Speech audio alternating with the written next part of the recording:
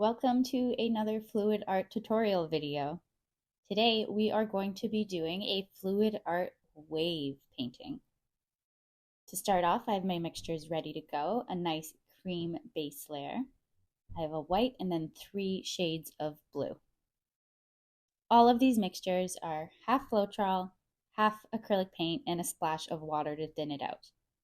Next, I'm going to add in just a drop of silicone oil to each of the mixtures except for the base. This will help to create some amazing cells. Now for the white mixture, I'm going to mix it in quite vigorously. I want this to almost look like the foam that's on top of the wave, so I want the cells to be smaller. But for all the blue colors, I'm just dabbing the silicone oil down. I'm not mixing it. That will help to create some bigger cells. All right, our mixtures are ready to go. Let's get to pouring. So I'm going to use a circular canvas today, and I've already poured out the base layer. Just going to torch over the top here, get rid of any little air bubbles. And I made sure the base layer was nice and thin.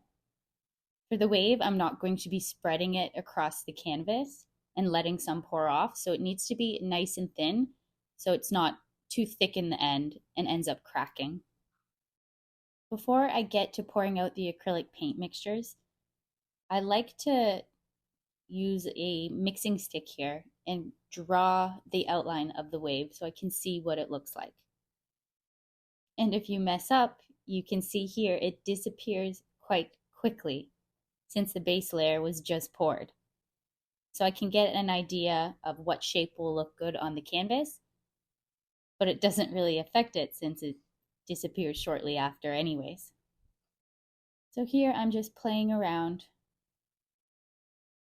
kind of getting an idea for how much of the canvas it should take up and what the shape should look like. And I do this for quite a while, so let's jump to the pour. And here we go.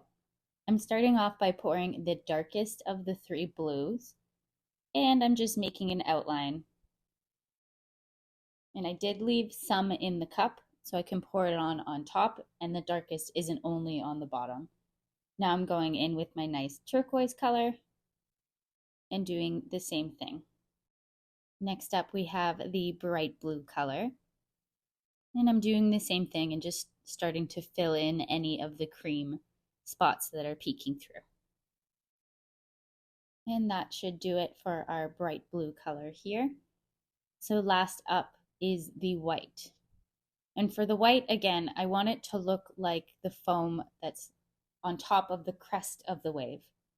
So I'm going to focus most of it right there. I will put a little bit throughout the wave, but most of it's going to be right on the top. And now should be good for the white. So lastly, I'm just going to go back in with the dark blue that I did first and make sure that some of that is on the very top. We should get some nice defined waves with a beautiful contrast of all these blue colors and the white.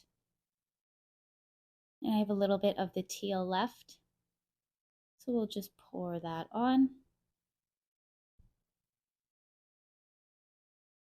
And there we go. We are done pouring the acrylic paint mixtures, and now for the most fun part, creating cells within the wave. So to do so, I have a palette knife here, and I like to start at the inside of the wave here so that it ends on the outside of the canvas and I can kind of just brush it off. So I just swipe and you can see cells starting to form.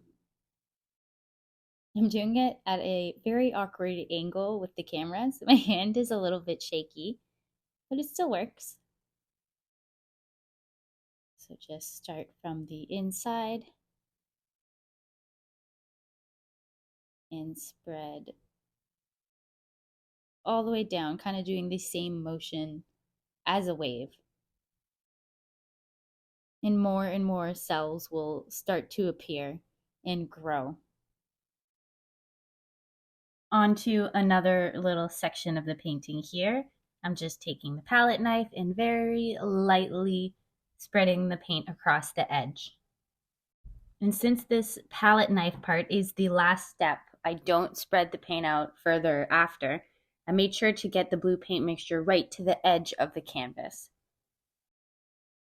You can also dip the palette knife in some isopropyl alcohol before spreading and you'll get even more cells. And I'm careful not to press the palette knife down too much or it blends the colors and they become quite muddy. Now I just have this last little section here and I'll look around the canvas and see if there's any areas I need to touch up. But that is pretty much it. We've spread the paint using the palette knife and I'll give it a little quick torch after and that is it. The wave is complete. So let's take a closer look. Here we have the freshly poured piece. I think the contrast looks amazing and the shape turned out great. Let's take a closer look at all these intricate little cells. I'm loving how all the blue shades look together and there's so many different shapes and sizes of cells. And as we get up to the crest here, that's where I put the majority of the white painting. It really does look like the foam just crashing over the wave. So there we have it. Now let's take a look at how this piece dried. And here it is. Our fluid art wave is all dry.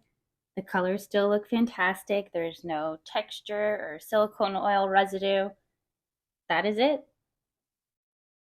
Thank you guys so much for watching and I will see you next time. Bye.